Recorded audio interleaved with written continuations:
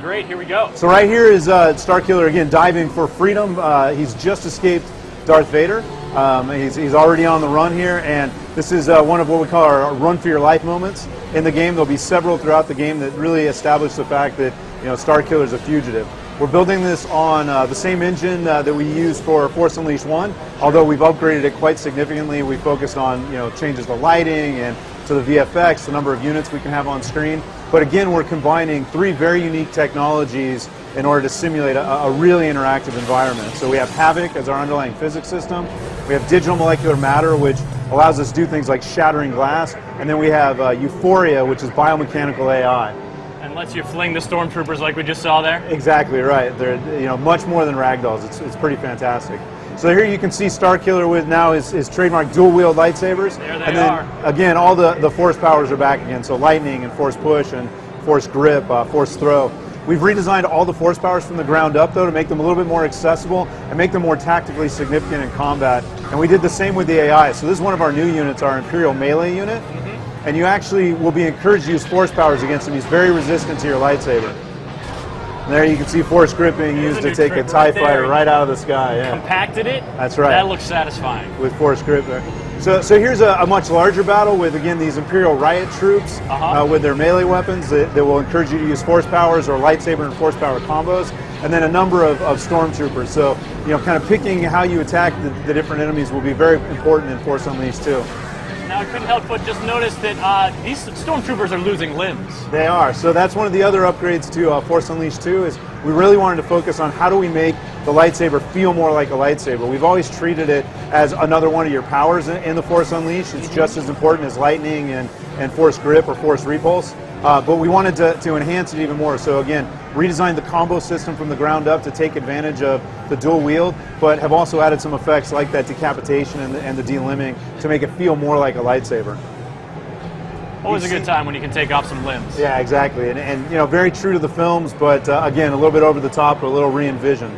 Sure. One of the other things we focused really heavily on was the pacing of the game. So Force Unleashed 1 was all kind of one note, this over-the-top action, which, if you're going to pick one note, I feel like we picked the right one note, but we wanted to add a few more for Force Unleashed 2. So a little bit more exploration, some more using your force powers for solving not only tactical puzzles, but navigation puzzles as well. And we think that'll just mix up gameplay a little bit more and allow you an opportunity to really take in the kind of gorgeous environments that we have going here. Sure, could you give us well, first off, I saw this in the demo. Tell us what's happening to those guys. So this is Jedi Mind Trick in action. So Jedi Mind Trick is a brand new power that, again, we wanted to re-envision and make feel unleashed. So Jedi Mind Trick does a couple different things. First off, it turns allies or enemies into allies, and they'll literally attack their own allies. And then it will also cause some weak-willed enemies like those Imperial riot troops or stormtroopers to jump off cliffs. So comedy is a big part of Star Wars, and we wanted to make sure that it was part of the game as well. To decide that diving to their doom is the best. That's right. Yeah. And speaking of comedy,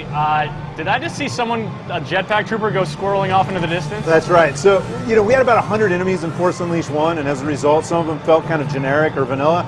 We've gone down to about 25 enemies, but they're all handcrafted to be very tactically significant. And the Jump Trooper is one that we brought back from Force Unleashed 1, but we've completely re-envisioned in a lot of ways and redesigned. We've added that susceptibility to lightning, which was there in the first game, but we've really, again, amped it up and made it a more significant part of fighting those guys. Amped it up, I like that phrase. Now, it looks like tactical significance is coming into play here. Yeah. What just happened? So this is our Carbonite War Droid. He's a new unit in Force Unleashed 2 that's designed to really encourage you to use your range powers and keep your distance from him. He's got a shield that allows him to resist various force powers and some of your lightsaber attacks. Well, he doesn't have it anymore. Well, right, because you use force grip to rip it off and then damage him. And now we can actually go in and start using lightsaber throw and lightning to start doing damage to him. But you're still going to want to keep your distance because ultimately, if you get too close, he can freeze you with that carbonite gun of his and shatter you. Yeah. Oh, and that's actually exactly what happened. There we go. So, we got a great tempo. Casino planet. So imagine all the destruction of a giant, Imperial casino on this kind of archway planet. Which begs the question: can you use force powers to trigger a jackpot? Well, it's funny you ask. We actually have something like that in the game as a reward for destroying things in the environment. We really want to encourage you to use the environment to your advantage as much as possible, and we do that even here in these environments where you can see things like turbines in the background, and those things can actually be used to take out enemies, and you'll get rewarded for doing that in the form of experience points. Excellent. And now we just saw the enemy get the bad end of the carbonite That's stick right, there. yeah, which is one of our finishing moves in the game. So here we're about to show you another one of these run for your life moments. We're really trying to emphasize the fact that Starkiller is a fugitive on the run from Darth Vader, trying to find his love interest, Juno Eclipse. And throughout the game, you'll have these moments where you literally have to run for your life, and we get to capture all the glory of the destruction and the power of our engine.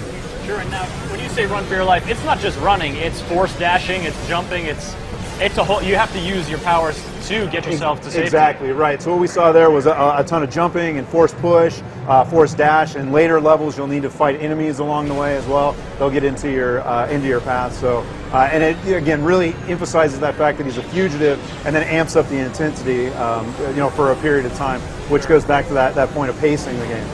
So here we're using Force Grip to take down an Imperial gunship and actually use it to create a bridge to move from one end of Kamino to the other. How terribly convenient. Exactly. And so, I noticed while he was shaking that around, stormtroopers went flying out of it. Yeah, exactly. And we're, again, so adding a little bit of comedy to a game that truly has a very dark story was important to us. We feel that's part of Star Wars. I think that's part of what I loved about Force Unleashed is the gleeful use of the powers. Yeah, no, it's great. It's you feel like sometimes you're just trying to figure out how it is that you want to take down a group of stormtroopers. So here we're showcasing Force Fury, which is another new feature of the Force Unleashed 2. Basically, over time, you'll build up your Force Fury meter and be able to unleash it and take all of your powers well beyond anything you can rank them up to in game. So Force Grip can be used to take down ATSTs. A Force Push can be used to take out an entire group of stormtroopers and literally send them into orbit. I mean, that was just a tap of Force Push there.